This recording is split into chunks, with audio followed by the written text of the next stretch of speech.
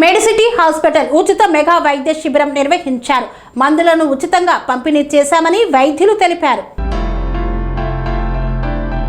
ప్రభుత్వ విప్ ఆలేరు శాసనసభ్యులు Birla Ailayya, Yadagirigutta municipal chairperson Gundlapalli వాణి భరత్ గౌడ్ సహకారంతో మెడిసిటీ హాస్పిటల్ గణపూర్ మేడ్చల్ వారి ఆధ్వర్యంలో ఉచిత మెగా వైద్య శిబిరాన్ని నిర్వహించారు.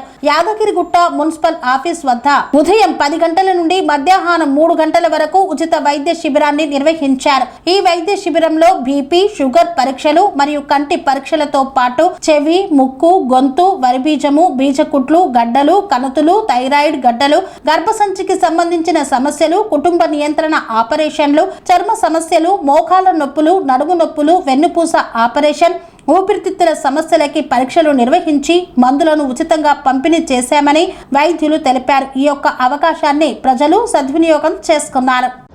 We are doctors here from Medicity Hospital who have come at Yadgirigutta for a free health checkup camp. Our purpose here is to provide timely, accessible and affordable healthcare at the grassroots levels. We have seen a wide variety of cases here today and are happy to give our medical opinion. And our hospital also provides a follow-up facility for them where they can come to the hospital and get further evaluation and investigations free of cost or at a very reasonable price.